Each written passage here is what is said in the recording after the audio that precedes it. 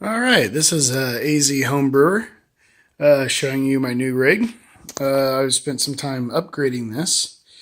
Any of my other videos, you recognize this. This is my old cart that's holding parts right now, as well as I used an old top right there to hold my HLT. So I finally went ahead and spent some money and got this whole system pretty much done. I'd say it's about 90% done. Until I brew, there might be some other things. So this is actually a Husky workbench. I got it at Home Depot. I think I picked it up for $250, somewhere around there. Might be a little bit cheaper. And it was just a normal workbench with this handle right here. And it actually will move up or down a total of another foot. So, but I mainly bought it because of the width, and I was able to hold all three kettles. In one of my other videos, you noticed I did my unboxing of my new mash tun, and I have this all put together. I got everything in there. Obviously, I'm going to be brewing on Black Friday, and so I'm going to be doing a Saison. So you'll see a Saison video for that. So this is my new side-by-side system. So I'll give a good review after I brew of what I think about my new Spike Brewery. But onto the table. So I've done plenty of upgrades to the side of this thing. First, just start with the easiest part. Is I took the old handle off my old cart, put it on the side of this thing. Because, you know, paper towels and clamps and everything else, place to hold my pot holders and my brewery spoons and what mash paddles around. Had to hold that on to somewhere. So I made that. Here is something I wanted to add to it. Because obviously I have my water pump. And then I have my chugger pump.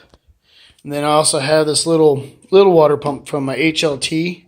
And I use that all the way up into a fly sparge that I have in here.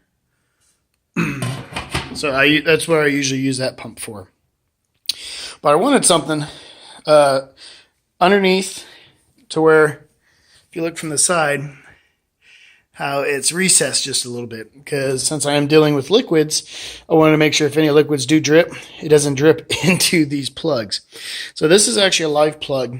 I went ahead and hardwired everything. So here's all my, it's up here.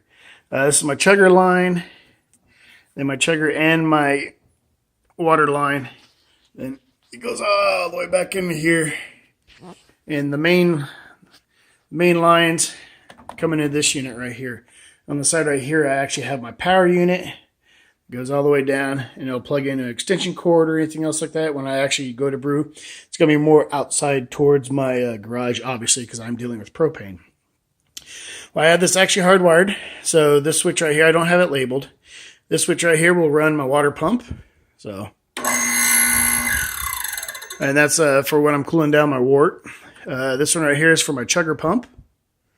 Get in there, see, watch the magnet move. So that goes real nice and well. And then I have a third port to where this will actually, obviously supply power to this last plug. So if I go ahead and add that in right there. So obviously there's no little button or no little light showing up until I flip the switch. And it's running the pump. So obviously I don't want to leave that on too long because you never want to run a pump dry. So I have that all hardwired for right now. This is obviously, everything's mounted upside down. I made sure that I did a couple questions on blogs and whatnot about actually mounting pumps upside down. And some people said it worked better for them, and some people even said that it didn't change anything to them. So come back over here. This is one of the parts that I worked on today. And obviously, because you always need like a little bit of drawer space and whatnot, and just like any other brewer, you have a whole bunch of little tools or whatnot. Like for in here, Irish moss, some salts, knife, lighter. That's an attachment for my water pump. Utility knife, clamps, bags, all sorts of stuff that you might need on brew day. And in here, I actually made like a little slide for this basket right here. This basket actually belonged to my deep freezer that I use as a temp control unit. So, and in here, basically, I'm going to keep all my lines. I got my chill plate in there. Got my chugger head in here. So this is just where I'm going to store all these items right now. It might change later on down the road. Depends how I feel. But I'm excited to brew on brew day because, quite honestly, I don't like dealing with traffic or people, especially when it comes to the holidays and everything else. I'd rather buy everything online for the most part. Backside, here's nothing much too different that I'm going to change. I have a 3-line propane set up. I just had that zip tied to underneath right there. And then basically I'll just kind of pull that off the bottom of the basket, plug in a tank in the front, and get to brewing. So, and for the record, I'm not a professional electrician. This is the small stuff I don't mind doing for the most part. It's still dangerous as shit, and I don't like to do it. But it's cheaper than paying an electrician to do something I could do in the same amount of time. So that's my new setup. Hope you guys enjoy this video.